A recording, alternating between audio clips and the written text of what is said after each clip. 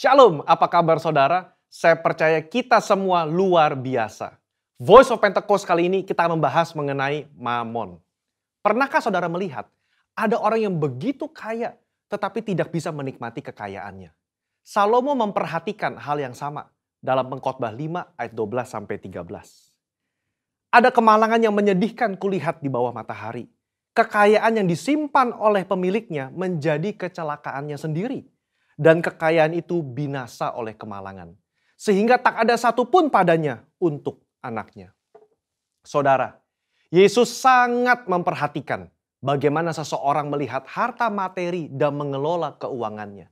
16 dari 38 perumpamaan yang Yesus berikan berbicara mengenai mengelola harta benda dan keuangan. Nah, kita mau melihat salah satu percakapan Yesus dengan seorang pemuda yang kaya mengenai integritas di dalam mengelola harta benda. Dalam Matius 19 ayat 16-26, tercatat tentang seorang muda yang kaya raya dan bertanya kepada Yesus cara untuk memiliki hidup yang kekal. Saya yakin saudara pernah dengar cerita ini. Dari percakapan Yesus dan anak muda ini ada 3 hal yang dapat kita pelajari. Yang pertama, kehidupan kekal hanya ada di dalam Yesus. Pemuda ini datang dan bertanya, apa yang harus kuperbuat untuk memperoleh hidup yang kekal? Hari ini kita percaya bahwa tidak ada satu perbuatan pun yang dapat membayar jalan menuju ke surga selain percaya kepada Yesus. Kehidupan kekal diberikan kepada mereka yang percaya kepada Tuhan dan itu diterima karena kasih karunia melalui iman. Kenapa Yesus tidak berkata seperti itu kepada anak muda ini? Karena pada saat itu pengetahuan dan pemahaman orang-orang mengenai keselamatan belum dibukakan. Yesus belum mati di atas kayu salib. Dalam kasus ini, Yesus mengubah fokus anak muda ini dari melakukan apa yang baik kepada siapa yang baik. Bapa itu sendiri. Karena keselamatan ada dalam pribadi, bukan dalam perbuatan. Yesus meminta dia untuk menaati segala perintah dari Allah yang baik itu. Kenapa? Karena kepercayaan yang sejati akan melahirkan gaya hidup yang menaati firman-firmannya. Hari ini, setiap kita diperhadapkan dengan pilihan. Mau atau tidak mau menaati firman-Nya. Dalam hal integritas, meskipun tidak ada orang yang melihat, apakah kita tetap menaati firman? Yohanes 14 ayat 15 berkata, jikalau kamu mengasihi aku, kamu akan menuruti segala perintahku. Yang kedua, jangan sampai mamon menjadi Allah kita. Pemuda yang kaya ini dengan yakin berkata bahwa ia telah menaati seluruh hukum Taurat yang diajarkan oleh Musa kepada bangsa Israel. Jangan heran saudara, memang salah satu kebanggaan orang Farisi adalah mereka berusaha sungguh-sungguh menaati hukum ini sesempurna mungkin. Rasul Paulus saja pernah berkata dalam Filipi 3 ayat yang ke-6, tentang kebenaran dalam menaati hukum Taurat, aku tidak bercacat. Kok bisa? Ya, secara eksternal mungkin bisa ditaati sempurna. Tapi dalam hati siapa yang tahu? Di sini, Yesus menaikkan derajat hukum ke standar yang sejati. Hukum tidak hanya mengatur soal perbuatan, tapi menyangkut hati dan pikiran. Anak muda ini begitu yakin telah menaati hukum Taurat, tetapi dia lupa soal hatinya yang terpikat dengan uang. Dia begitu sedih karena hartanya banyak dan hatinya terpaut pada keinginan untuk menjadi kaya, melebihi kasihnya kepada Allah dan kepada saudara-saudaranya. Di situ, Yesus menunjukkan masih ada yang kurang dalam dirinya dalam menaati hukum. Serta memberitahukan bahwa Allah yang disembah oleh anak muda ini sebetulnya bukan Tuhan, tetapi mamon. Anak muda ini lebih suka menaati mamon ketimbang menaati perintah Allah. Disinilah letak integritas hati berada. Kesesuaian pikiran dan hati terhadap firman Tuhan. Poin yang ketiga. Kita harus selalu mengecek motivasi hati kita. Matius mencatat, ketika orang muda itu mendengar perkataan itu, pergilah ia dengan sedih, sebab banyak hartanya. Kenapa dia sedih? Karena Yesus menunjukkan dengan jelas apa yang menjadi fokus utama dalam hidupnya, yaitu uang. Kedua, dia sedih karena meskipun sudah tahu akar masalahnya, dia tidak rela menukar harta duniawinya dengan harta di surga. Kehidupan kekal itu sendiri. Saudara, Allah begitu mengasihi saudara dan saya. Dia tidak rela kita tertipu dengan kenikmatan duniawi yang bersifat sementara. Padahal di surga nanti, kebahagiaan yang dia siapkan itu kekal adanya. Mungkin kita berpikir, biarlah di dunia hati saya fokus mencari uang dan uang dan uang. Nanti begitu di ujung kehidupan, baru saya berpikir soal surga dan Yesus. Tidak ada yang tahu kapan ajal menjemput atau kapan Tuhan datang menjemput kita. Yesus sudah berkata dalam Matius 6 ayat 24, tidak seorang pun dapat mengabdi kepada dua tuan. Kamu tidak dapat mengabdi kepada Allah dan kepada Mamon. Ini berbicara soal integritas hati kita di hadapan Tuhan.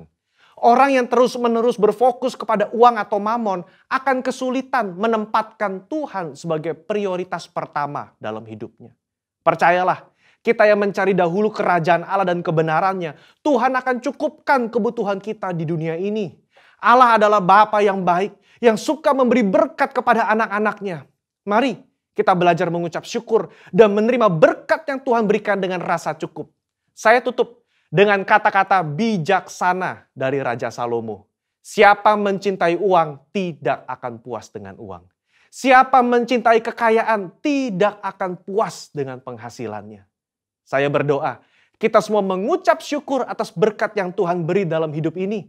Dan biarlah hidup kita terus menjadi berkat bagi orang lain. Mari berlomba-lomba mengumpulkan harta di surga, bukan di dunia ini. Saudara, untuk penjelasan lebih lengkap dari tim teologi kami, jangan lupa buka link yang ada di atas atau scan QR Code yang tersedia. Salam integritas, Tuhan Yesus memberkati.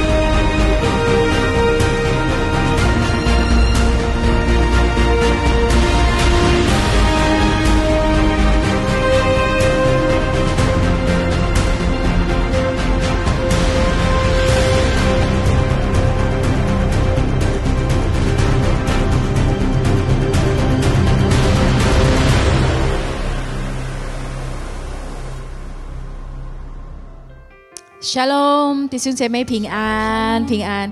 真的很高兴可以见到大家。我们今天早上，我们准备我们的心，我们一起来赞美敬拜我们的神。我们还没有开始的时候，我们一起来闭上我们眼睛，我们一起来祷告，好不好？哈利路亚！感谢我们阿爸父上帝，我们今天早上，我们能同心合一，我们一起来敬拜你，一起来赞美你。我们知道主耶稣，无论我们在哪里去，你同在，你的爱，你的恩典在保护我们，跟我们同在。感谢你，主耶稣，我们祷告，奉靠主耶稣基督的圣名求，哈利路亚，哈利路亚。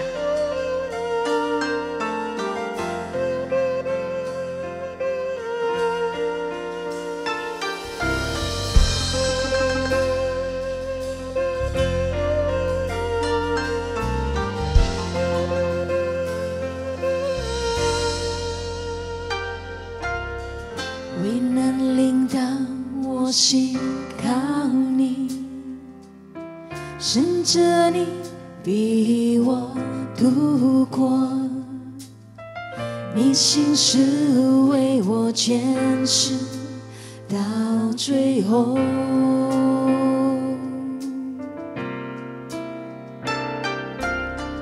等到风雨向我靠近，有你同在，我不知危机。你是我的牧者，我所依靠。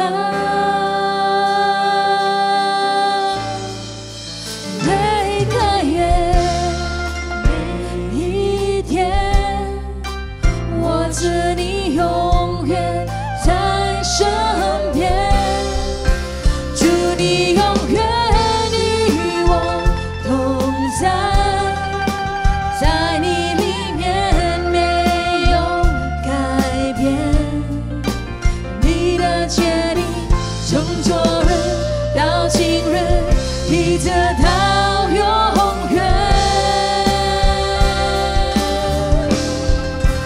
靠你丰盛应许站立，我的未来在你手中，坚固磐石，全能战胜，我敬拜你。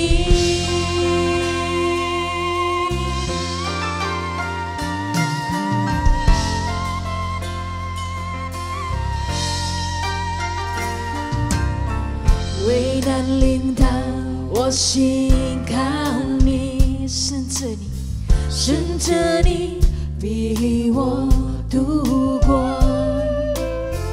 你心事为我坚持到最后。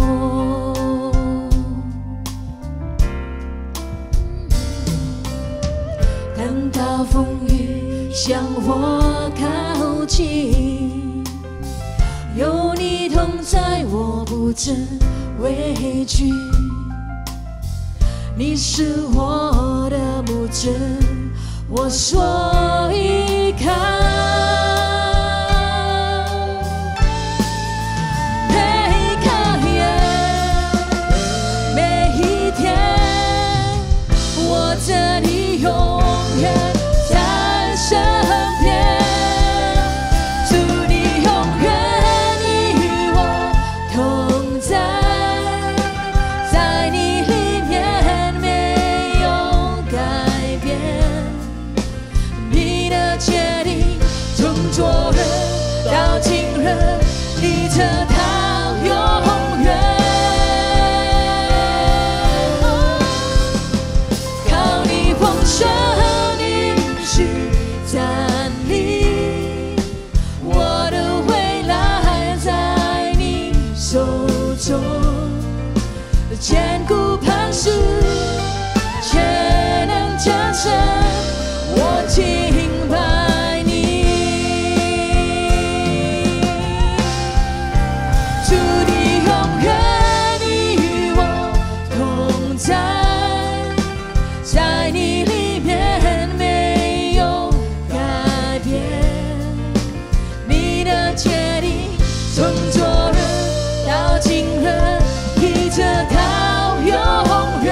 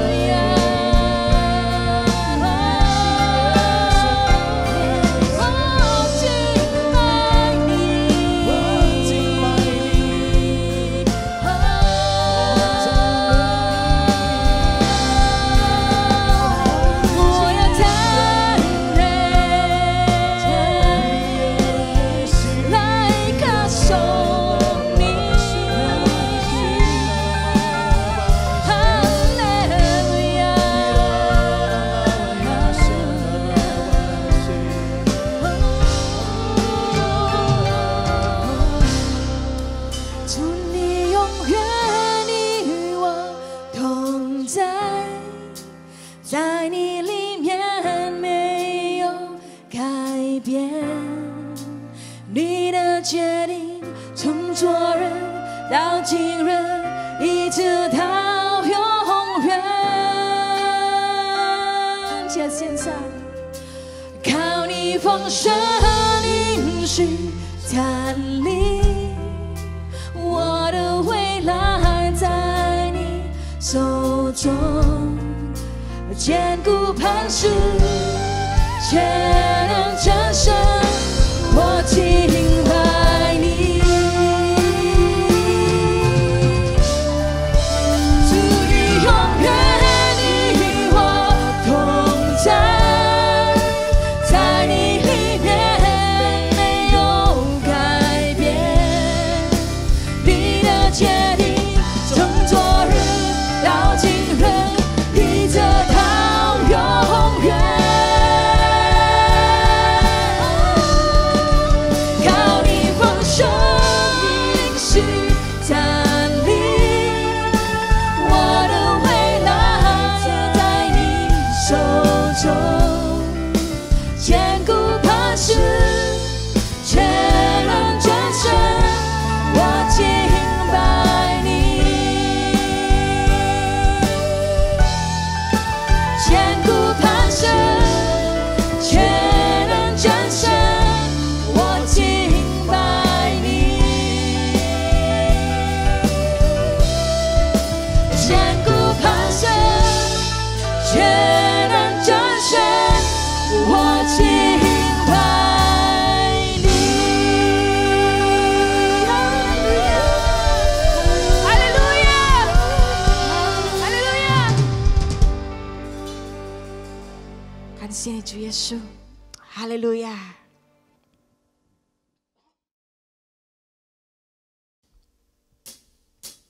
我们一起来赞美好不好？我们一起来拍手来荣耀我们的神。Come on， 耶！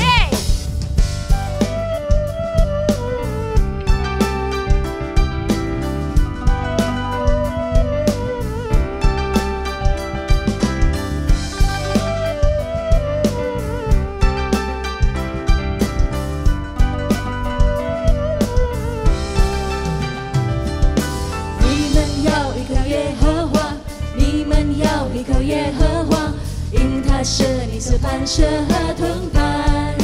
耶耶！你们要依靠耶和华，你们要依靠耶和华，因他是你是磐石和盾牌。依靠耶和华，心中不惧怕，有平安江河涌出来，好像一棵树在这溪水旁，应有湖水的泉源。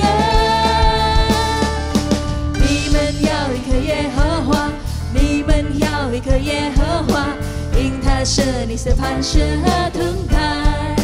耶耶！你们要依靠耶和华，你们要依靠耶和华，因他是你是磐石和盾牌。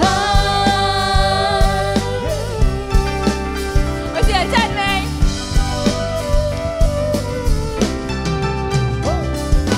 你们要依靠耶和华，你们要依靠耶和华，因他是你是磐石和盾牌。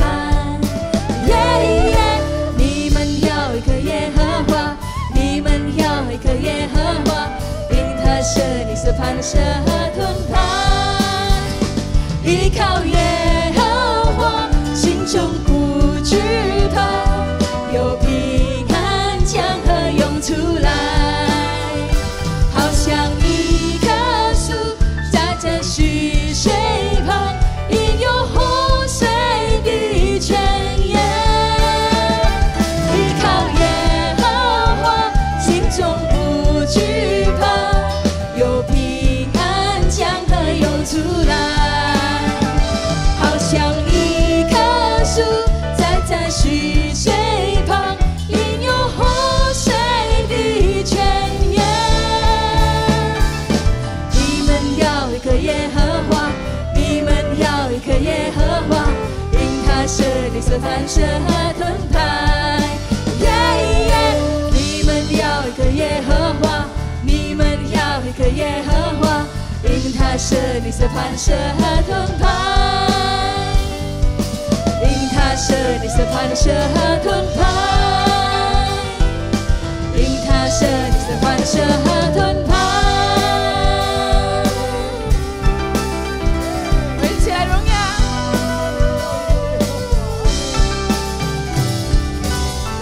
哈利路亚，哈利路亚，你是真正的上帝，哈利路亚。Come on！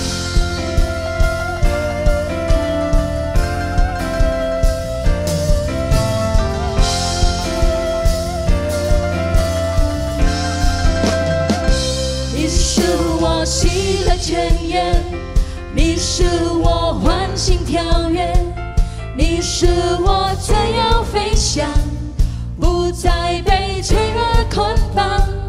你使我永生盼望。你爱有无比力量，从今世直到永远，你应许不会改变。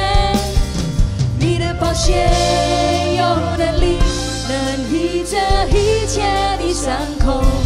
你的复活能改变一切的咒诅，成为祝福。我们要高举你生命。所有最大的赞美，我们要用全心和全意来敬拜你。我们要欢迎你来临，愿你来赐你宝座在这里。我们要张开口，不停赞美你。Come on！ 你使我喜乐泉源。你使我欢欣跳跃，你使我自由飞翔，不再被罪恶捆绑。你使我永生盼望，你爱有无比力量，从今世直到永远，你应许不会改变。你的宝血有能力，能医治一切伤口，你的复活能改变一切的咒诅，成为祝福。我们要高举你生命，你配得所有最大的赞美。我们要用全心和全意来敬拜你。我们要欢迎你来临，愿你来赐你宝座在这里。我们要张开口，不停赞美你。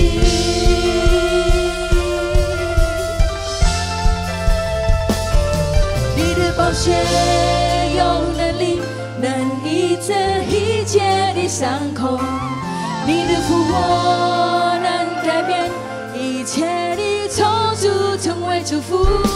你的宝血有能力，能医治一切的伤口。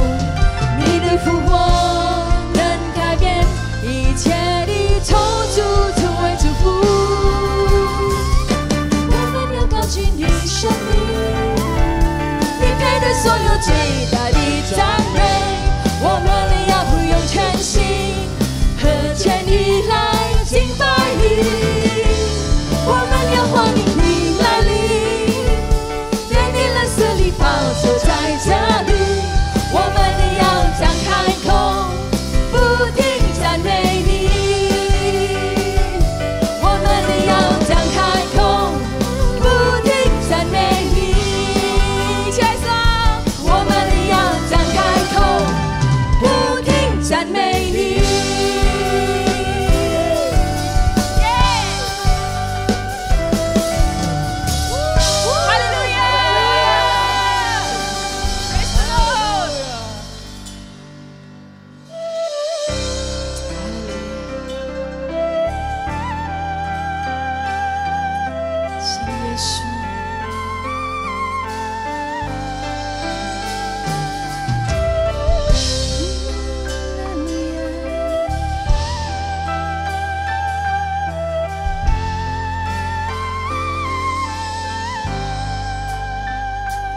我相信耶稣是我的好朋友，他为我生命使我能今天过。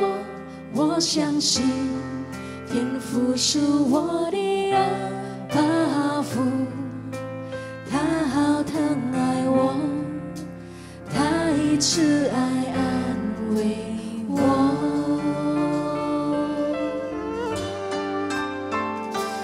我相信神灵是我的安慰者，他是神同在温柔的牵引我。我相信生命充满美好计划，一生敬拜你，活出最美的旨意。我们一起来开口来献上。我相信，我相信，打开心门来接受，现在这上好的福分不回头。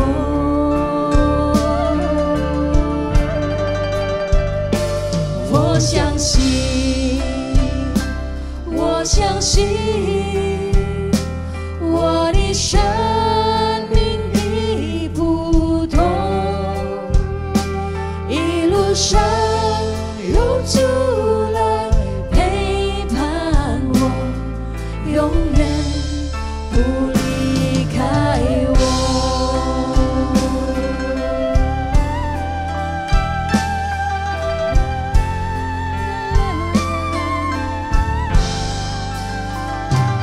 我相信耶稣是我的好朋友，他为我生命使我能今天过。我相信天父是我的阿爸父，他好疼爱我，他以慈爱安慰我。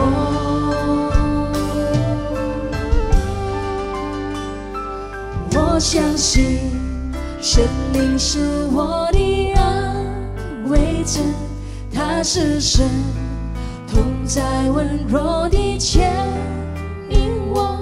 我相信生命充满美好计划，一生敬拜你，活出最美的旨意。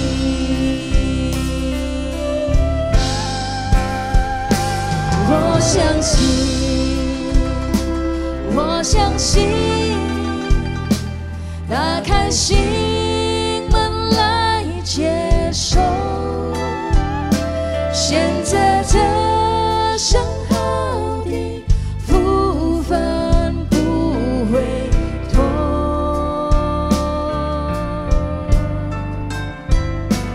我相信，我相信，我的生命已不同，一路上有主来陪伴我，永远不离开我。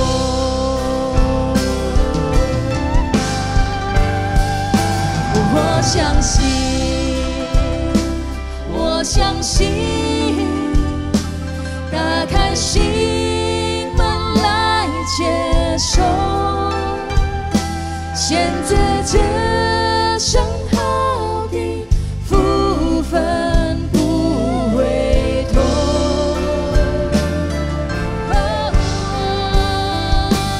我相信，我相信，我的生命已不同，一路上有主来陪伴我，永远不离开我。我们一起来献上。我相信，我相信，打开心门来接受，衔着这上好的福分不回头。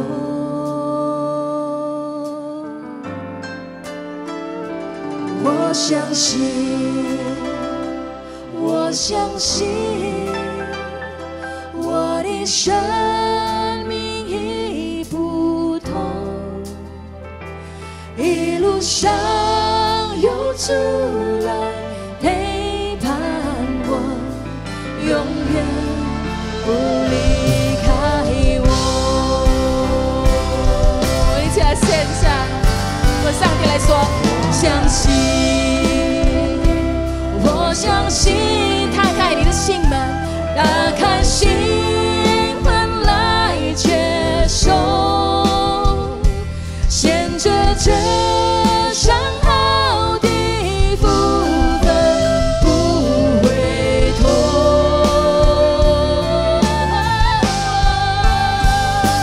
我相信，我相信，我的生命已不同，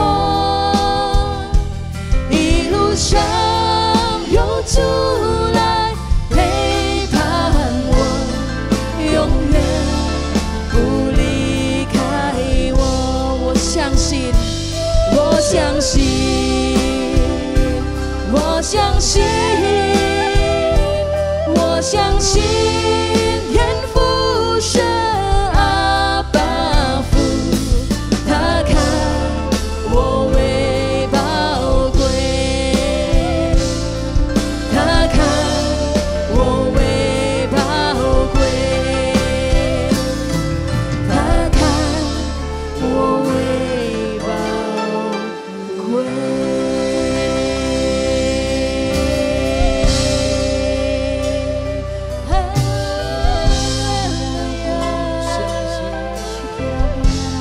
感谢你神，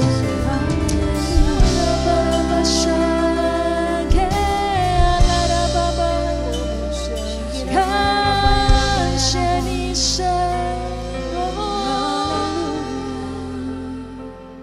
感谢你主耶稣，我们是你的宝贝，哈利路亚。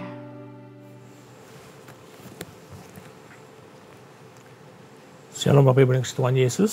亲爱的弟兄姐妹们平安， Yuk kita masuk dalam doa ya. 让我们一起低头祷告。 Terima kasih Tuhan Yesus untuk kasih karunia-Mu Tuhan. 感谢你主耶稣，你的恩典在我们的身上。 Terima kasih untuk hari ini di mana kami bisa ada di tempat ini untuk beribadah bersama Tuhan. 感谢你今天你造成了我们能够有办法跟你一起聚集在一起。 Terima kasih untuk penyertaan-Mu, perlindungan-Mu selalu bagi kami. 你所有的陪伴都是一直在随着我们。 Dan saat ini kami mau mendengarkan apa yang menjadi pesan-pesan-Mu. 现在我们要坐下来听从你想要说的话语。 Kau urapi bibir mulut hamba-Mu ini sehingga apa yang disampaikan bisa menjadi berkat bagi jemaat-Mu. 主耶稣，你恩膏你两位仆人，使得当我们讲出去的时候，是您想要讲的。 Terima kasih Tuhan Kau beracara di dalam ibadah ini. 主耶稣，你在我们的当中动工吧， Ambil alih setiap persiapan yang ada. 把所有今天我们预备好的，就是交在你的手中。 Hanya isi hati-Mu lah yang disampaikan. 只有你的心声，我们想要的。 Terima kasih Tuhan, segala puji dan hormat hanya bagi nama-Mu. 感谢你，主耶稣，所有的一切的荣耀都归于你。 Mari setiap kita yang percaya, sama-sama kita katakan 我们所有 amin. 的信子，大家一起说阿门。 Shalom Bapak Ibu yang kasih Tuhan Yesus. 平安，弟兄姐妹们， Puji syukur kepada Tuhan untuk hari ini. 感谢主耶稣， Kita bisa kumpul bersama, ya kita bisa sama-sama beribadah. 我们可以聚集在一起，我们可以一起做礼拜。 Tidak terasa ya, 1 tahun sudah lewat. 不知不觉一年已经过去了， Sekarang bulan April, 现在已经是进入了4月份， berarti kita masuk pandemi ini sudah 1 tahun lebih. 所以我们进入这个疫情的状况已经1年多。 Tapi kita percaya bahwa perlindungan Tuhan tetap nyata bagi kita semua. 但是我们相信神的保护永远是实在的。 Kita mesti bersyukur kalau kita sekarang ini masih ada kesehatan. 我们要感谢主，如果今天我们还是健康的活着， Masih ada penyertaan Tuhan. 主耶稣的陪同一直在我们里面。 Amin. 阿门。 Nah, pada hari ini 今天 firman Tuhan yang saya ingin sampaikan ini bicara mengenai God's acceleration. 我想要跟大家分享的就是说，神速率倍增。bicara mengenai percepatan yang datangnya daripada Tuhan. 这个就讲说速率是从神而来的。 1 tahun sudah lewat. 1年过去了， Dan sepertinya kita hanya berjalan di tempat. 感觉上我们好像是原地踏步。 Banyak dari kita sepertinya tidak mendapatkan apa-apa selama 1 tahun ini. 许多我们可能没有收获在这1年里面， Karena ada masalah pandemi, karena ada masalah krisis. 因为我们面临了一个疫情，面临了一个经济的危机， Bahkan tidak sedikit dari kita yang justru mengalami kemunduran. 甚至可能不少我们也是经历了退步。 Tapi kita percaya 但是我们相信， bahwa Tuhan kita adalah Tuhan yang mampu membalikan segala hal. 我们相信我们的主有办法把这样子的情况把它 Dan Tuhan- 变回。 Dan Tuhan kita adalah Tuhan yang bisa melakukan percepatan dalam 主 kehidupan 耶稣 kita. 在我们的人生里面，他有办法加速，让我们改变，变得更好。 Amin. 阿门。 Nah, sekarang kita akan buka ayat kita yang pertama. 我们打开我们今天的第一个经文， Yoel 2 ayat 25. 在约珥书2章25节。 Perikopnya adalah janji Tuhan kepada bangsa yang bertobat. 它里面的题目就是说，神应许给悔改的百姓。 Ayat ini mengatakan, dan aku akan memulihkan kepadamu tahun-tahun yang hasilnya dimakan habis oleh belalang. 它里面说，我要补回给你们，当你所有的一切都被蝗虫给吃掉了。 Artinya pada saat itu, pada saat bangsa Israel sudah selesai dengan semua prosesnya, Tuhan katakan karena engkau taat dan setia, Tuhan akan kembalikan semuanya, pulihkan semuanya, bahkan semua hal yang dulu sebelumnya sudah hilang. 那就是当以色列已经经历了他们所有的困难里面，已经走出来了。主耶稣说：“我务必要把这些还原给你们，就是当初被昆虫被吃掉的，还有一些被人家拿掉的，我会通通的还给你们。” Dan saya percaya bahwa tahun 2021 adalah tahun di mana Tuhan akan pulihkan bagi kita 我 semua. 相信，我心相信说，2021年主耶稣必定回馈给我们。 Dan tidak saja dia akan pulihkan, tapi dia akan melakukan percepatan bagi kita 他 semua. 不单单只是要还给我们，要帮助我们、医治我们，但是他会把他的脚步加速。 Mungkin selama 1 tahun ini kita merasa kayaknya kita nggak kemana-mana, kita tidak mengalami satu progres dalam kehidupan kita. 可能我们觉得说，在这1年当中，什么都没有，什么收获都没有， Kita banyak kehilangan kesempatan-kesempatan yang seharusnya kita dapatkan. 甚至可能我们失去了机会，大好的机会。 Tapi pesan Tuhan pada hari ini mengatakan 但是今天主耶稣要告诉我们大家， bahwa di tahun 2021 ini Tuhan akan pulihkan dan berikan percepatan bagi kita 主耶 semua. 稣说，2021年我会回馈你们，也一定会把我的脚步加速。 Artinya setiap hal yang hilang 也换句话说，你失去的， akan kita dapatkan, akan dikembalikan kepada kita 主 pada 耶 hari 稣一 ini. 定会还给我们， Tapi ada syaratnya. 但是有条件的。 Sebelum saya masuk lebih detail, 我在进入正深入的进入的时候， saya akan berikan sedikit kesaksian. 我要跟大家分享一些见证。 Beberapa bulan yang lalu, 几个月前， ada seorang bapak datang kepada saya. 有一个先生来到我的面前， Dan dia menceritakan bagaimana Tuhan membalikan keadaan dia dengan luar biasa. 他就跟我分享了主耶稣如何把不好的变回好的。 Dia cerita bahwa memasuki tahun 2020, 当他进入2020年的时候， dia adalah seorang kontraktor ya. 他是一个就是承包商。 Tahun 2020 dia masuk dengan memegang 4 proyek. 当2020年的时候，他手边还有4个大案子。 Lalu dia juga sudah dia sudah menaikkan kontrak untuk masuk satu proyek yang baru di bulan Maret. 那他在3月份的时候，他已经有签约，有另外一份的合约。 Di awal tahun 2020 dia melihat tahun ini adalah tahun yang sangat menjanjikan. 他说，在2020年这个是最有把握的一年。 Tapi apa yang terjadi? 但是什么事发生了呢？ Pada saat masuk bulan Maret di awal, 当进入的3月初的时候， pengumuman mengenai pandemi, 这个疫情就被宣告全天下。 hal pertama adalah proyek yang akan dibuka di bulan Maret itu dibatalkan. 就是第一件事情被取消的，就是他3月份所得到的订单会被取消。 Dan apa yang terjadi dengan 4 proyek yang dia sudah pegang? 那前面那4件呢，4个案子到底怎么了呢？ Beberapa proyek yang baru saja mulai dibatalkan. 那刚刚起步的就被取消了。 Beberapa proyek yang sudah setengah jalan akhirnya diperpanjang masa kontraknya. 那其实已经走一半了，他们也拖延了，被延长了。 Berarti akan ada biaya yang lebih untuk dia. 啊，之所以在里面当然会产生的费用， Tapi dia jalankan dengan iman. 但是他用他的信心仍然走完它。Dan sambil menjalankan waktunya, 当他在走他的时间的时候， sejak bulan Maret sampai dengan akhir tahun tidak ada proyek yang baru. 所以从3月份到年底已经没有得到新的案子， Dia sudah tidak tahu harus bagaimana. 他已经走投无路了， Dia merasa sepertinya hilang harapan. 他觉得说失去了盼望。 Tapi menariknya, 但是有趣的， di dalam pergumulan yang dia alami ini, 当他在抱怨，当他在面临这个问题里面， dia tidak lari menjauh daripada Tuhan. 他不离开神的同在， Justru dia mendekatkan diri kepada 他把 Tuhan. 自己越来越埋进神的同在里 Dia cari 面。 Tuhan setiap pagi. 他每天早晨都寻找神的面， Dia baca Alkitab setiap 他 hari. 每天都读经文， Dia semakin dekat dan semakin intim dengan 他 Tuhan. 越来越亲近我们的神。 Dan apa yang terjadi, 你 Bapak 知 Ibu? 道什么时候发生吗？ Dia ceritakan bahwa di bulan Desember 他讲到说，在12月份的时候， ada seseorang menghubungi dia. 有一个人就是联络了他， Kurang lebih 3 tahun sebelumnya, tahun 2017, 可能就是3年前，在2017年的时候 dia，pernah bertemu dengan orang ini. 他曾经遇过这个人。 Tapi saat itu apa yang mau dikerjakan tidak jadi. 那当初呢，他们预备好要做的就不成了。 Dan tiba-tiba karena masa pandemi ini, 那就是刚刚好经历这个疫情的状况， dia mengambil keputusan, orang ini mengambil keputusan untuk melakukan renovasi terhadap rumahnya. 那这个人就决定说，他要重新装修他的房子， Dan dia teringat kepada bapak ini. 然后他就突然想到这个先生， Langsung dihubungi, 他就直接打电话给他， langsung ditanya apakah memungkinkan untuk dia mengerjakan proyeknya. 他就说，哎，那你有办法帮我接我的这个案子吗？ Dan dengan pembicaraan yang sangat singkat, 那透过很简单的一句话， bulan Januari dia mulai proyek yang 所 baru. 以在1月份的时候，他开始新的案子。 Nah, bulan Maret kemarin pada saat dia cerita, 那当他在跟我分享的时候，也就是上个月， dia katakan semasa periode dari Januari sampai bulan Maret itu, 他说，当在1月份到这3月份的中间， begitu banyak tawaran-tawaran proyek yang baru datang kepada dia. 许多大家邀请他的新的案子， Sehingga dia rasakan bahwa tahun ini 2021, 使得他自己觉得说，在2021年的今年， dengan apa yang dia lihat di awal tahun ini, 当他就起初所看到的，在年初所看到的， akan menjadi tahun yang mengembalikan semua hal yang dia hilang di tahun 他觉 2020. 得他会把所有的失去的讨回来。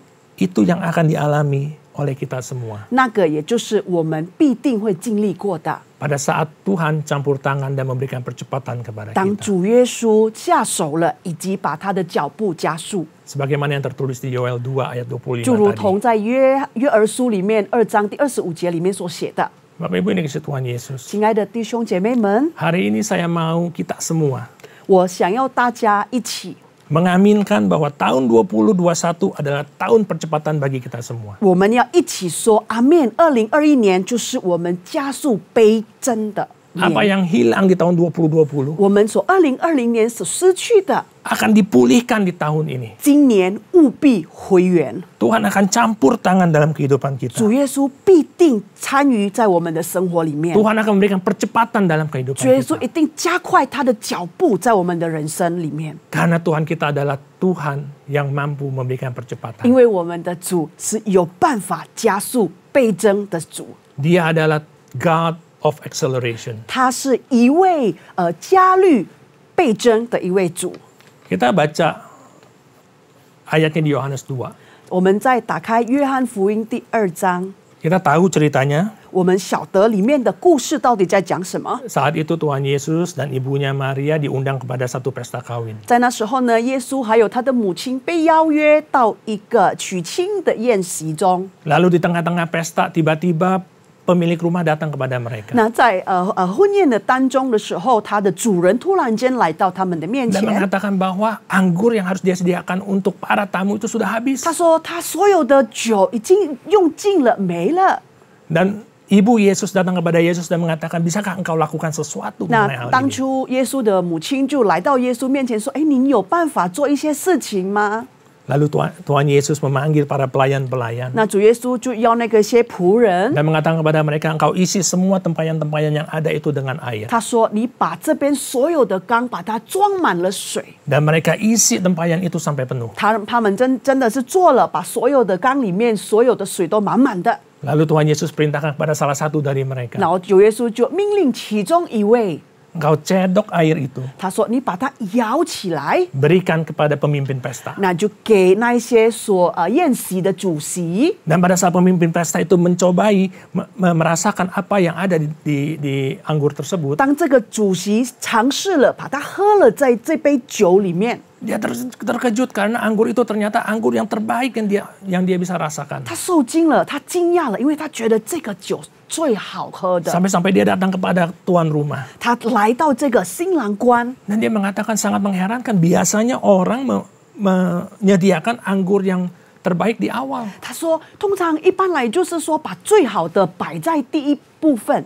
Tetapi kenapa engkau menyediakan justru anggur yang terbaik itu di akhir? 那他说，为什么你跟人家不一样呢？是最后的酒是最好的。 Itu adalah mujizat Tuhan Yesus yang pertama. 这个就是神所做的第一件奇迹。 Dan mujizatnya adalah mengenai percepatan. 那他的奇迹也关于到这个速率的倍增。 Kita tahu Bapak Ibu Tuhan Yesus. 亲爱的弟兄姐妹，我们晓得， Untuk kita bisa memproduksi satu anggur yang siap untuk diminum, 当我们在要酿酒的时候，要好酒， mulai dari tanam sampai berbuah sampai harvest sampai dia di fermentasi. 那这个当我们在撒种的时候，当我们再去收割的时候，需要一段时间。 Setidaknya akan perlu waktu 3 sampai 4 tahun. 那可能大约时间需要3到4年。 Kalau kita bicara mengenai anggur yang bagus, yang sangat bagus, 那如果我们真的讨论的是最佳的酒的时候， mungkin bicara waktu antara 20 sampai 30 tahun. 或许我们可以讲到时间更长，就是20至30年。 Dan apa yang terjadi di pesta itu? 那你觉得在这个宴席里面发生了什么事？ Waktu yang 20 sampai 30 tahun 那这个需要20到30年的时间， itu terjadi dalam sekejap. 主耶稣就一下子就可以成立了。 Karena Tuhan kita adalah Tuhan yang mampu memberikan percepatan. 因为我们的主是有办法加速的主。 Dan Amen itulah yang Tuhan akan lakukan kepada kehidupan kita di tahun 2021 那 ini. 这个就是主耶稣在2021年必定要在我们人生中所进行的。 Kita aminkan di tahun 2021 kita akan mengalami percepatan yang datangnya daripada 我 Tuhan. 们要用信心的说，阿门！主耶稣必定加速在我们在2021年里面， Apa yang hilang di tahun 2020在2020年失去的， akan dipulihkan di tahun 必 2021. 定在2021年主耶稣还原给我们， Dan akan terjadi dalam waktu yang sangat 就是 sekejap. 在一瞬间就发生了。 Jadi apa yang dimaksud dengan percepatan daripada Tuhan? 那这个到底神的速率的这倍增到底是什么呢？ Saya berikan sedikit definisi mengenai God's acceleration. 那我跟大家分享一下它的意义。 Ini saya ambil sumbernya dari www.charismanews.com. 我是从一个 www.charisma.com 的资料里面所提供出来的。 Bicara mengenai percepatan yang datangnya daripada Tuhan. 如果再讲到说神速率倍增的关系， Itu identik dengan yang namanya recovery and multiplication. 这个是等于恢复以及加倍， Identik dengan pemulihan dan multiplikasi. 也就是说恢复以及加倍。 Apa yang terjadi saat itu? 那时候发生了什么呢？ Ada 3 hal yang terjadi saat itu. 那时候有3件事发生。 Yang pertama adalah hal-hal yang sepertinya harus makan waktu yang cukup panjang untuk terjadi, tiba-tiba bisa terjadi. 那就是说，发生了一些事情，可能感觉上它必须要花了一段时间，但是呢，这个事情瞬间都已经发生了。 Dan yang kedua 第二点， adalah ada pintu blessing, ada pintu berkat dan pintu perkenanan yang datangnya daripada Tuhan dibukakan bagi kita semua. 神祝福和恩惠的大门即将打开。 Dan yang ketiga, 第3点， kita akan merasakan in the zone, kita akan merasakan bahwa kita ada di tempat yang tepat, waktu yang tepat, bertemu dengan orang yang tepat. Sepertinya semuanya itu memang sudah disiapkan untuk kita semua. 我们也当然存活在一个对的地方、对的时间，遇上对的人，感觉上什么事都做的对的。 Pada saat kita alami itu semua, 当我们经历了那一些， artinya kita ada di dalam percepatannya Tuhan. 我们就代表了我们在神的加速里面。 Sepertinya semuanya disiapkan bagi kita semua. 感觉上好像这些都是为我们准备的。 Amin. 阿门。 Kita aminkan akan terjadi bagi kita di tahun 2021. 让我们一起说阿门，在2021年必定成立在我们的人生中。 Apapun yang kita alami di 2020, 不管在2020年我们经历了什么， itu adalah waktu yang sudah berlalu. 那个已经过去了。Tapi di 2021 ini, 但是在2021年的时候， Tuhan akan pulihkan dan Tuhan akan berikan percepatan. 主耶稣必定回原给我们，以及会加倍给我们。 Dan tidak hanya itu, 也不单单只是那样哦， Tuhan juga akan memberikan kualitas yang lebih daripada yang kita sebenarnya bisa dapatkan. 主耶稣会加倍我们的品质。 Amin. 阿门。 Nah, untuk bisa mencapai itu, 要达到那一个阶段， hari ini saya ingin ceritakan apa yang harus kita lakukan. 我今天要跟大家分享我们到底要怎么做。 Kita ambil contohnya dari kisah Daud. 我们拿大卫做个例子。 Daud adalah seseorang yang katakan berkenan bagi Tuhan. 大卫呢，大家都晓得，神甚至称他为神的知己。 Hari ini saya akan mengambil kisahnya melalui pertempuran dia dengan Goliat. 今天我要取出他的故事，也就是大卫以及歌利亚的故事。 Karena di peristiwa itulah akan terjadi percepatan bagi Daud. 因为在那个故事里面当中，就是对大卫他的时间加快了。 Dalam hitungan 1 hari, Daud dari padang rumput menggembalakan kambing domba, dia langsung naik dan masuk ke dalam istana. 就是在一天里面，他从一个牧羊的人，可以成为了一个军队。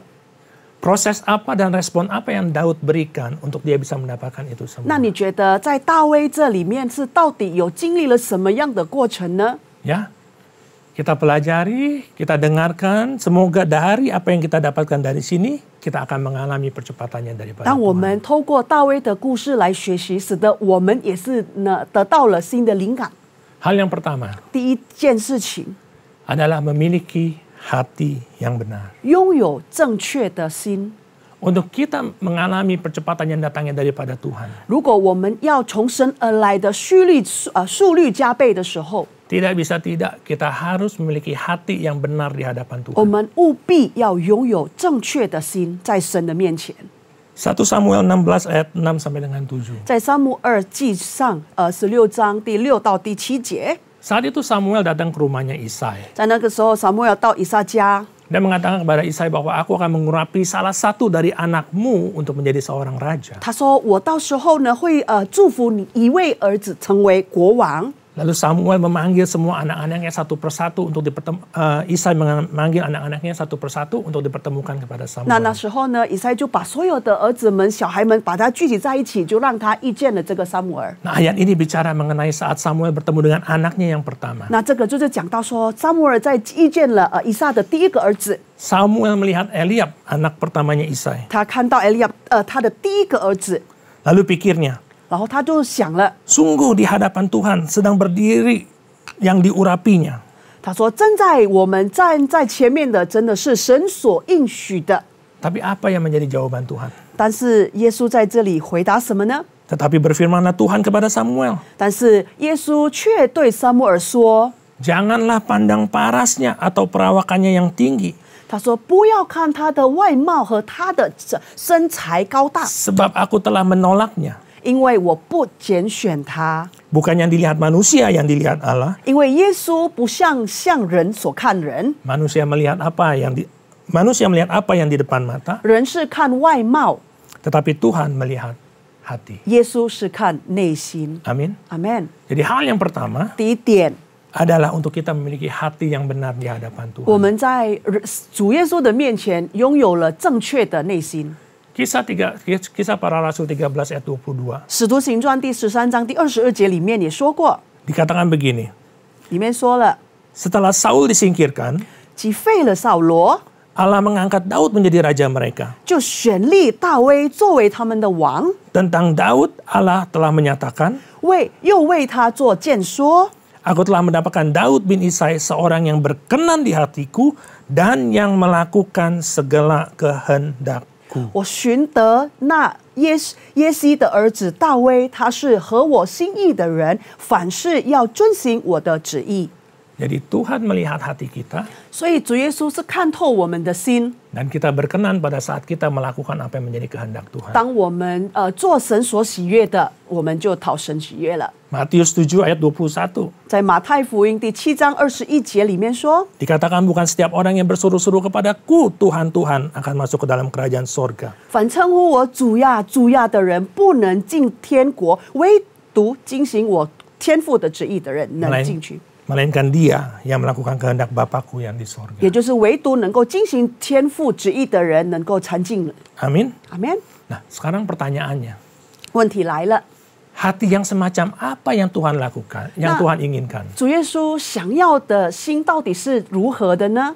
Tuhan mau kita menjadi pelaku firman, 主耶稣要我们遵行他的话语， tapi Tuhan juga mau kita memiliki hati yang benar di hadapannya. 但是主耶稣也要我们拥有了正确的心在他的面前。 Satu hari Tuhan Yesus sedang berjalan, 有一天，主耶稣正在闲晃， banyak anak-anak yang mengikuti Dia. 那许多小孩子都跟随着他。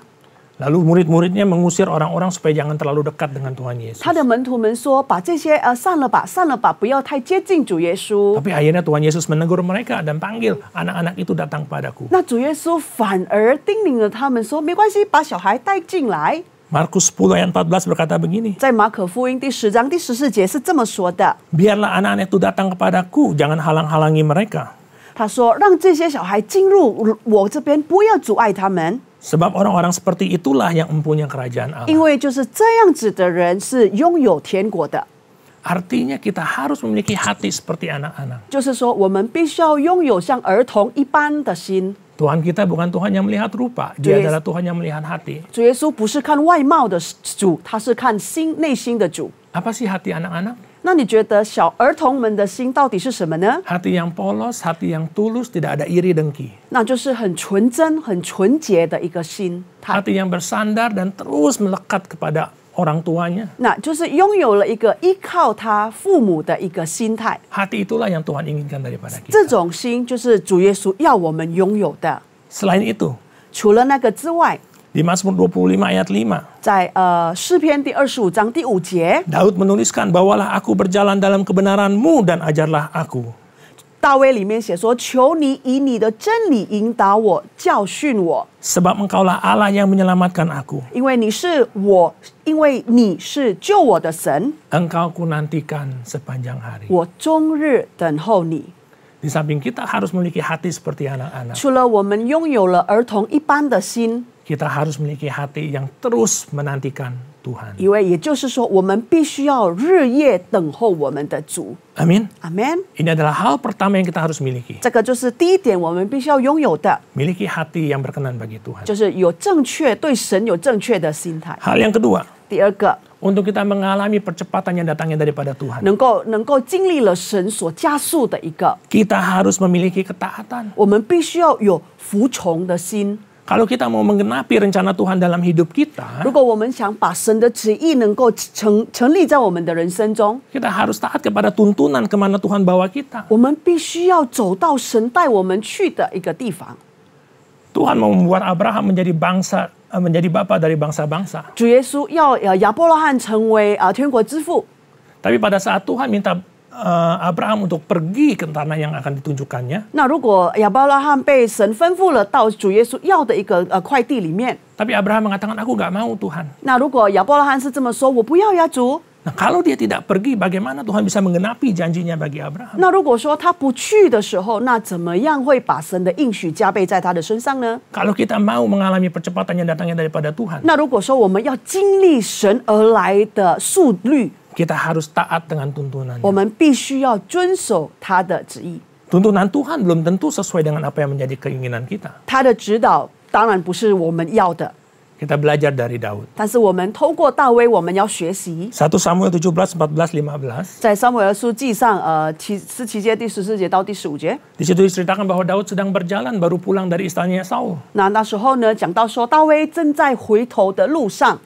Dia sedang menggembalakan kambing domba ayahnya di Bethlehem. 他那时候是放他父亲的羊， Tapi tiba-tiba di ayat 17 dan 19-nya, 但是在第17节到第19节里面， dikatakan bahwa ayahnya memanggil dia. 他说他的父亲呼唤了他， Dia katakan bawa bekal ini kepada kakak-kakakmu yang sekarang ada di medan pertempuran. 他说你把这一些所有的吃的带到你的哥哥们在战场上。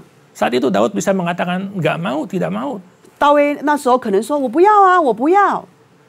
Karena biasanya dia hanya menggembalakan kambing domba. 因为其实他只是牧养这些羊而已。 Tapi melalui ayahnya Tuhan hari itu menyuruh dia untuk pergi ke medan pertempuran. 但是透过他的爸爸神要他去战场上。 Apa jadinya kalau Daud akhirnya menolak dan tidak melakukannya? 那如果我们可以想象，如果当初大卫说他不要，什么事会发生呢？ Percepatan yang Tuhan siapkan untuk dia tidak akan terjadi. 主耶稣所预备给他的加速，已经不会经历在他的人生中。 Amin. 阿门。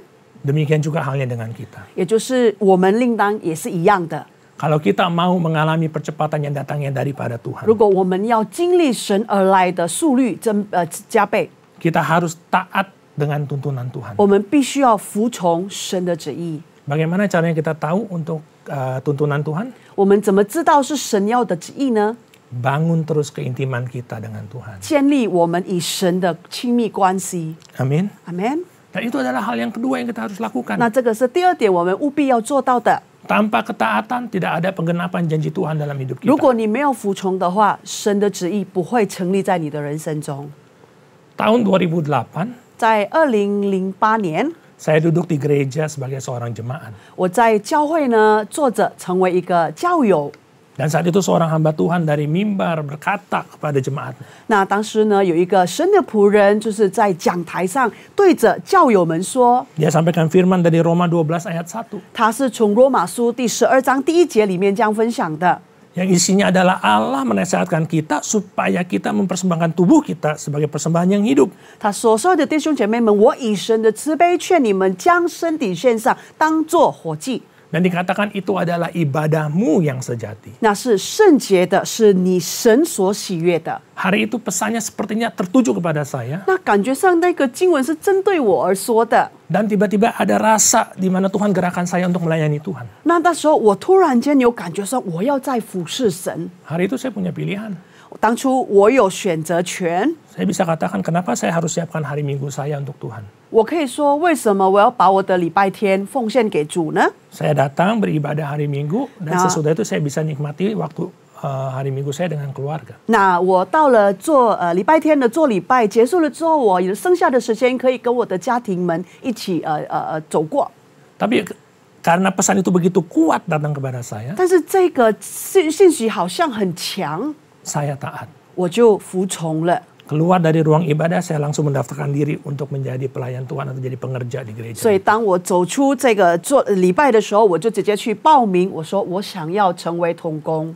Respon kita membawa kita kepada apa yang kita alami hari ini. 我们的反应能够成立了今天我们所面临的。 Kalau hari ini Tuhan percayakan saya untuk melayani Dia, 如果今天主耶稣让我有办法服侍他， itu hanya karena saya taat pada saat tahun 2008, Ia memanggil saya untuk melayani. 那是因为在2008年的时候，我服从了，我听从我的内心的话。 Apapun yang Tuhan inginkan dari kita, 不管任何事情，主耶稣要你做的， yang kita dapatkan melalui keintiman kita, 也就是透过我们与神所建立的亲密关系， kita harus taat. 我们必须要服从。 Amin. 阿门。 Hal yang ketiga, 第三点， karena waktu kita akan cepat saja, 因为时间上我们要讲的快点， yaitu untuk tetap teguh dan rendah hati. 也就是仍然坚定以及谦卑。 Bapak Ibu ini kasih Tuhan Yesus. 亲爱的弟兄姐妹们， Jalan bersama Tuhan bukan jalan tanpa hambatan. 那在我们经历神的路途中，不是没有阻碍的。 Justru kadang-kadang pada saat kita jalan bersama Tuhan, kita akan mengalami banyak kendala-kendala yang datangnya dari luar. 有时候，当我们在面临这个我们人生中跟着神的时候，我们会从外界得到了一个阻碍。 Pada saat Daud datang kepada Saul dan mengatakan, biarlah aku yang pergi berperang melawan Goliat 那 itu. 当大卫到扫罗的面前说，他说派我去吧，去战胜这个歌利亚。 Bukan apresiasi yang Daud dapatkan daripada Saul, tapi dia justru direndahkan oleh Saul. 那扫罗不是说嘿你好棒，但是他已经被侮辱了。 1 Samuel 17 ayat 33 berkata, 在撒母耳记上17章第33节里面说过， Saul berkata kepada Daud, tidak mungkin engkau dapat menghadapi orang Filistin itu. 叫扫罗对大卫说：“你不可能去与那非利士人战争。” Dia dipandang rendah karena dia masih muda. 他被看轻了，因为他太年轻了。 Kadang-kadang pada saat kita melayani Tuhan, pada saat kita berjalan di jalannya Tuhan, kita bisa direndahkan. 有时候在我们经历神一起的同在里面，我们会被人家看轻。 Ataupun pada saat Daud sudah masuk ke medan pertempuran dan berhadapan dengan Goliat. 那就是可能已经面对面跟歌利亚。Pada saat Goliat melihat Daud, yang dilakukan pertama kalinya adalah apa? 当歌利亚第一次看到大卫的时候，他的反应到底是什么呢？ Di 1 Samuel 17:42 sampai 44. 在撒母耳记上说，实际上42节14节说， Hal yang pertama dilakukan adalah dihinanya Daud. 他说他冒视了他。 Amin. Dan yang terakhir, 最后的， pada saat Daud berhadapan dengan Goliat, dia katakan apa? Bahwa orang Filistin itu mengutuki Daud. 那在那时候，在非利士人说他诅咒了大卫。 Artinya pada saat kita sudah punya hati yang berkenan bagi Tuhan, kita sudah taat dengan tuntunannya Tuhan, kita harus tetap teguh dan rendah hati. Karena kendala-kendala pergumulan yang kita harus hadapi, itu adalah sesuatu yang kita harus responi dengan kerendahan hati kita. 也就是当我们决定了要跟神走在神的道路上面，不管我们面临什么样的问题，不管在外界传到什么样的问题给我们，我们仍然要坚定以及拥有谦卑的心。 Karena pada saat kita menghadapi itu semua, 因为当我们面临这一切的时候， seringkali itu adalah proses yang Tuhan percayakan untuk membentuk kita. 这个就是神让我们成长的一个过程。 Amin. 阿门。 Nah, hal yang keempat, 第四点， yaitu mengandalkan kekuatan Tuhan. 也就是依靠神的能力。 Kalau kita sudah merendahkan hati, kita tetap teguh, kita harus tetap mengandalkan kekuatan Tuhan. 我们已经拥有了坚定的心、谦卑的心，我们依然一定要依靠神的能力。 Itulah yang Daud lakukan. 那就是大卫所做的。 Dia katakan, Tuhan yang telah melepaskan aku dari cakar singa dan dari cakar beruang, dia juga yang akan melepaskan aku dari tangan orang Filistin itu. 大卫就这么说：耶和华救我脱离狮子和熊的爪，也必救我脱离这非利士人的手。 Bapak Ibu Dikasih Tuhan Yesus, 亲爱的弟兄姐妹们， pada saat kita masuk di dalam rancangannya Tuhan, 当我们进入神的旨意里面， tidak ada pertempuran, satu pun tidak ada, 没有任何战争发生， yang merupakan pertempuran diri kita sendiri. 是我们该承担的一个仗。 Karena di jalannya Tuhan, setiap pertempuran itu adalah pertempuran yang datangnya, pertempuran dari campur tangannya Tuhan. 那所有我们所面临的，在神的道路上面是从神而来的。 Amin. 阿门。 Jadi jangan pernah kita mengandalkan kekuatan kita sendiri. 所以不要依靠我们自己的力量。 Kalau kita harus masuk dalam satu pergumulan dalam proses itu, 当我们经历了必须要经历了一些挫折， hanya kekuatan Tuhan yang harus kita handalkan. 仍然依靠我们神的力量， Karena pertempuran itu adalah punyanya Tuhan juga. 因为这个战争是属于我们的主的。 Ya, dan yang kelima terakhir, 第五点，最后一点， apa yang harus kita lakukan pada saat kita mau mengalami percepatan daripada Tuhan? 我们必须要做什么呢？使得我们可以得到神而来的速率。 Yang terakhir adalah kita harus saksikan penyertaan Tuhan dan muliakan Tuhan. 最后的一件事情就是见证神的同在及 Amin 荣耀他。阿 Dan 门。 itu yang dilakukan oleh Daud. 这个就是大卫所做的。 Dia katakan kepada Goliat, 他跟歌利亚说 aku mendatangi engkau dengan nama Tuhan semesta alam.：“ 我来这里攻击你的时候，是道着万军之耶和华。” Dia nyatakan bahwa Tuhan menyertai Daud. 他说：“是主耶稣陪着我的。 Apapun yang kita hadapi saat ini, kita harus perkatakan bahwa Tuhan menyertai kita. 不管现在我们面临什么，我们务必说主耶稣与我们同在。 Ya, dan di bagian terakhir di sini katakan bahwa di tangan Tuhanlah pertempuran dan Ia pun menyerahkan engkau ke dalam tangan kami. 因为他说，受战争的胜利的全部都是归于我们者，他必你们交在他们的手中。 Apapun yang kita lakukan, 不管你做任何事， semuanya adalah untuk kemuliaan 一 Tuhan. 切都是来荣耀我们的主。 Jadi ada 5 hal. 所以有5点。 Hal yang pertama untuk kita mengalami percepatan 第一点，让我们可以速率的增倍， adalah untuk kita memiliki hati yang benar di hadapan 也 Tuhan. 就是在神里面拥有正确的心。 Dan yang kedua adalah untuk memiliki ketaatan. 也就是第二点，我们要服从的心。 Tidak mungkin kita bisa genapi rancangan Tuhan dalam hidup kita kalau kita tidak taat terhadap 我们 tuntunannya. 没办法经历成立神的旨意，如果我们没有服从。 Dan yang ketiga adalah untuk tetap teguh dan rendah hati menghadapi segala macam perkara di dalam proses. 第三点，仍然坚定以及谦卑来经历神所经历的，我们所经历的过程。 Dan yang keempat adalah andalkan selalu kekuatan 第 Tuhan. 四点，依然依靠神的能力。 Dan yang kelima, 第五点， saksikan penyertaan dan muliakan nama Tuhan. 来见证神的同在及荣耀他。 Amin. 阿门。 Nah, sekarang kita lihat slide yang terakhir. 我们看最后的， Daud mengalami percepatan Tuhan. 那大卫呢，真的经历了速率增卑。 Jadi Jadi kita tahu tadi di awal 在我们前面的时候，我们晓得 bahwa Daud hari itu sedang jalan mengembalakan kambing domba. 大卫是正在路途中在牧养， Tidak ada pikiran macam-macam, 他没有另外的想法， tapi karena ketaatan dia, 因为他的服从的心， karena dia mau memberikan yang terbaik bagi Tuhan, 他要把最好的摆上给主， sehingga dia mengalami percepatan dari Tuhan. 使得他经历了神所给他的数倍。 Di 1 Samuel 17 ayat 55, 在撒母耳书1章第55节， dikatakan begini. 他是这么说的： Ketika Saul melihat Daud pergi menemui orang Filistin itu, 当扫罗看到大卫面对了这个非利士人， berkatalah ia kepada Abner, panglima tentaranya, 他跟阿布他的君王说 anak siapakah orang muda itu?：“ 他说这个小孩到底是谁的呢 Dan jawab Abner, demi Tuhanku yang hidup, sesungguhnya aku tidak tahu.？” 他说：“我真的不晓得他到底是谁的儿。 Hari itu tidak ada yang tahu siapa Daud. ”那时候没有人晓得大卫到底是谁。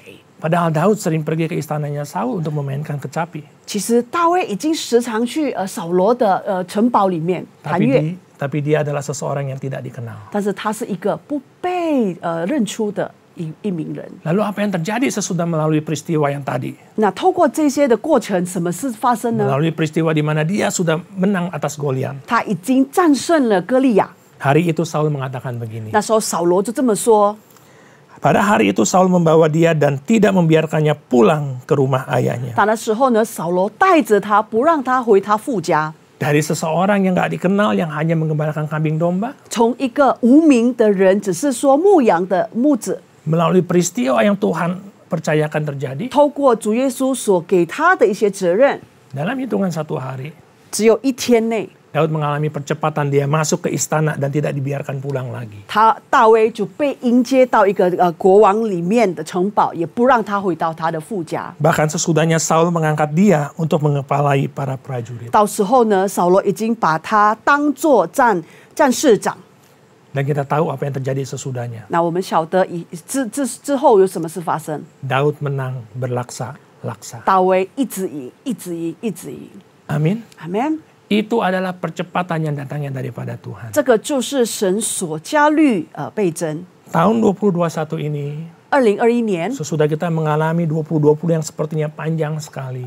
经历了2020年，感觉上很漫长。 Tapi di tahun 2021 ini kita akan mengalami percepatan yang datangnya daripada 但是在 Tuhan. 2021年，我们务必要经历神的一个数倍。 Kesempatan-kesempatan hal-hal yang hilang di 2020, 我们所有失去的机会，在2020年， Tuhan akan pulihkan dan kembalikan di 主耶稣 2021. 务必回给我们。 Asalkan kita lakukan apa yang Daud lakukan. 只要我们做大卫所做的， Jaga hati kita. 照顾好我们的正确的心， Amin. Miliki hati yang benar di hadapan Tuhan. 拥有在神面前正确的心， Taat dengan tuntunan Tuhan. 服从神的旨意， Tetap teguh dan rendah hati. 仍然坚定以及谦卑， Selalu andalkan Tuhan. 依然依靠神的能力， Dan kembalikan semuanya untuk kemuliaan Tuhan. 把所有的见证归回荣耀给我们的主。 Amin. 阿门。 Kita percaya dan kita aminkan bahwa hal itu akan terjadi dalam kehidupan 我们 kita. 相信我们所阿命的，都一定会经历在我们的人生中。 Yuk kita masuk dalam doa. 我们一起低头祷告。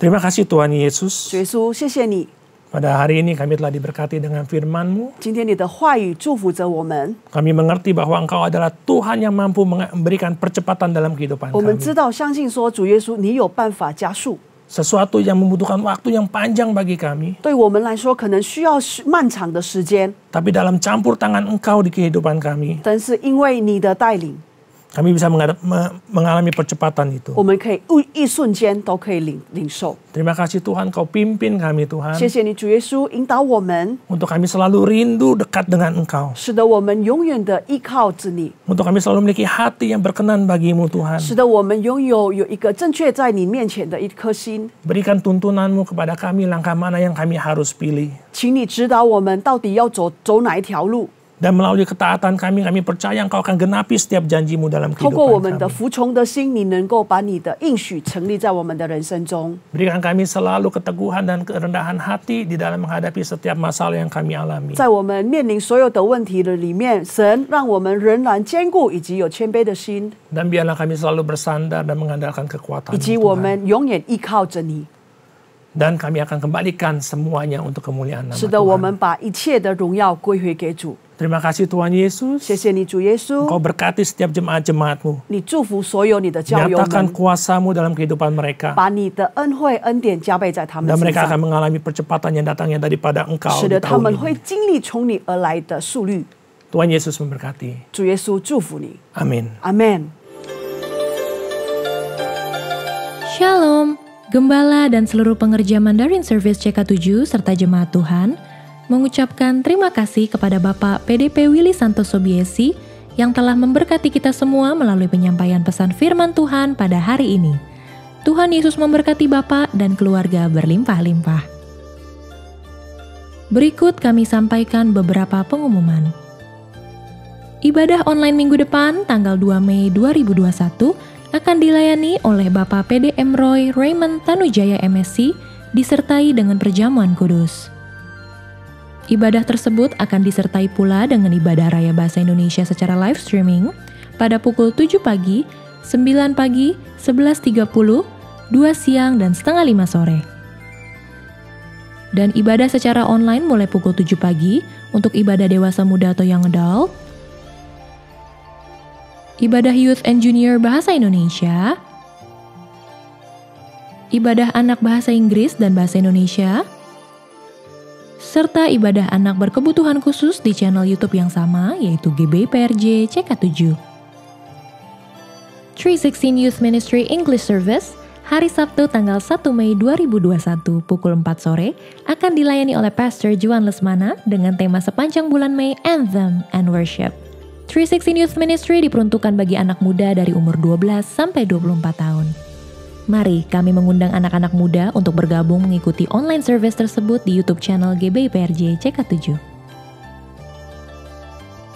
Persembahan umum, kolekte, perpuluhan, ucapan syukur, dan lain-lain dapat dilakukan melalui e-banking, mobile banking, ATM, maupun online di website ke rekening persembahan CK7, BCA Cabang Tamrin, dengan akaun 206-333-8222 atas nama GBIPRJ. Persembahan dapat juga diberikan melalui QRIS dengan QR Code terlampir atau Bapak Ibu dapat melihat langsung di media sosial masing-masing cabang. Gembala mengajak kita semua pengerja maupun jemaat untuk tetap setia membangun hubungan intim dengan Tuhan melalui doa fajar setiap hari Senin sampai dengan Sabtu pukul 4.40 pagi dan menara doa pada pukul 3 sore sampai dengan 9 malam setiap hari Senin sampai dengan Sabtu via aplikasi Zoom. Agar kita semua luput dari pandemi COVID-19, krisis ekonomi, masalah keluarga, dan lain-lain. Untuk info link ID serta password Zoom dapat menghubungi nomor WhatsApp 0877 2300 5577. Untuk kul gabungan Mandarin Service akan diadakan pada hari Kamis 29 April 2021 pukul 7 malam yang akan dilayani oleh Gembala CK7 Bapak Pendeta Dr. Yanto Simkoputra, MD, PhD. Kul tersebut akan diadakan melalui aplikasi Zoom. Untuk info link, ID, serta password Zoom dapat menghubungi nomor WhatsApp 0812 1286 4902. Dan bagi jemaat KUL yang membutuhkan dukungan doa serta ingin memberikan kesaksian di KUL Mandarin, dapat menghubungi Ibu Jocelyn di nomor WhatsApp 0878 8861 2777. Produk dan jasa Anda bagus, namun bisnis tidak juga berkembang. Persaingan market kian tajam yang membuat Anda terpaksa ikut banting harga.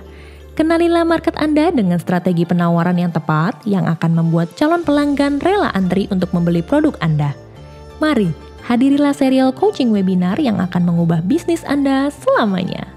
Kami mengundang Bapak Ibu untuk mengikuti webinar MOI GBIPRJ Group CK7 yang akan diadakan melalui Zoom pada hari Senin 26 April 2021 pukul 7:30 sampai 9 malam waktu Indonesia Barat.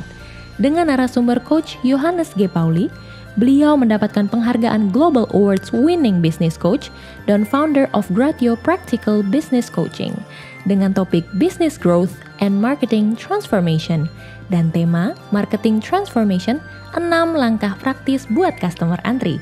Webinar ini gratis. Untuk info lengkap dan link serta user ID dapat menghubungi nomor WhatsApp yang tertera di layar Bapak dan Ibu sekalian. Istilah ghosting mulai ngetren belakangan ini. Namun sebenarnya dalam kehidupan kita, ghosting sudah sering terjadi tanpa kita sadari. Orang yang biasa kita andalkan tiba-tiba tidak lagi menjanjikan. Pengharapan yang dulu bersinar tiba-tiba redup padam. Inilah kenyataan hidup yang sering bikin kita kecewa dan putus asa. Sebagai wanita-wanita Kristus, bagaimana cara kita mengatasi ghosting? Apa kebenarannya? Jangan lewatkan ibadah WOI CK7, live streaming via YouTube channel GBPRJ CK7 pada hari Kamis 29 April 2021 pukul 3 sore yang akan dilayani oleh PDM Teresia Cynthia Tirtadireja SH dengan tema Ghosting. Temukan jawaban atas pertanyaan-pertanyaan di atas. Doa adalah nafas hidup orang percaya. Untuk itu, bidang doa CK7 akan mengadakan diklat doa Basic Prophetic Army secara online yang akan diadakan via Zoom dengan 4 kali pertemuan yaitu pada tanggal 5 dan 19 Juni serta tanggal 2 dan 9 Juli 2021 pukul 7 malam. Dengan pengajar dari tim Profetik Subdiv Profetik Pusat GBI Jalan Gatot Subroto. Mari kita belajar dan menjadikan doa sebagai gaya hidup kita untuk menghadapi keadaan zaman yang semakin jahat ini, sehingga kita menjadi pribadi yang memiliki iman seperti baja dan tangguh seperti seorang prajurit Tuhan yang gagah perkasa. Untuk info lengkap dan pendaftaran dapat menghubungi nomor WhatsApp yang tertera di layar Bapak Ibu sekalian. Bagi jemaat yang membutuhkan konseling dapat menghubungi Bapak PDP Suryadi di nomor WhatsApp 0819 0826 8833. Sekian pengumuman untuk hari ini. Terima kasih atas perhatian Bapak dan Ibu sekalian. Tuhan Yesus memberkati. 这个都就华语堂的同工和今天参加网上敬拜的会友们，当我们还没进入祷告的思想前，让我们一起宣讲第3个无醒觉的意义。因为我们相信，当我们说出来后，那么事情就会成就在我们的生命里。圣经怎么说？林后诗13。当我们既有信心，正如经上记着说：“我因信，所以如此说话；我们也信，所以也说话。”第3个无醒界的意义。第3个无醒界是现代圣灵大大浇灌的时期，远超过当时在阿苏沙街所发生的。第3个无醒界将会是主耶稣再来前最后和最大的灵魂收割。第3个无醒界将兴起耶利米的一代，既被圣灵充满，对主耶稣死心塌地，对罪绝不妥协，并采取行动创救灵魂的年轻人。第3个无醒界是在印度尼西亚诞生，并被推动到列国。这个运动从东方到西方，最后回到耶路撒冷。第3个无醒界将施下能力来完成主的大使命之后，主耶稣就会再来。来吧，在加都州华语堂的同工和会友，让我们一起为我们的国家印度尼西亚祷告。圣经怎么说？历代之下14，这称为我名下的子民，若是自卑祷告，寻求我的面，转离他们的恶行，我必从天上垂听，赦免他们的罪，医治他们的地。天父，求你饶恕我们，赦免我们的国家主。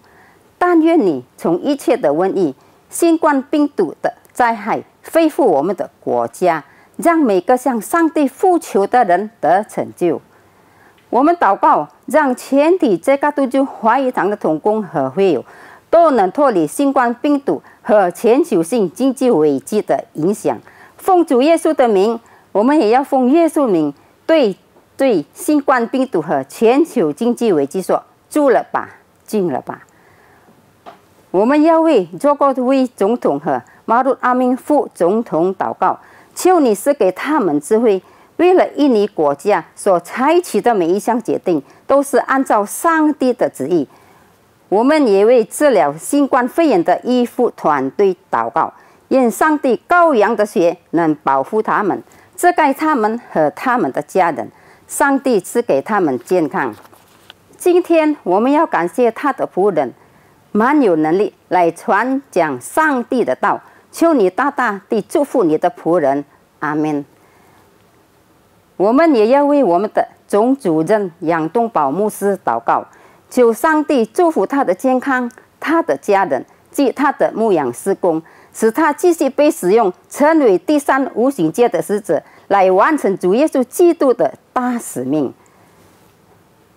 我们也为我们的在加督州喜宴子牧师长喜宴子医生牧师祷告，求上帝祝福他的健康并家人，愿他的妻子奥利菲亚、孩子、媳妇和孙儿们都蒙福。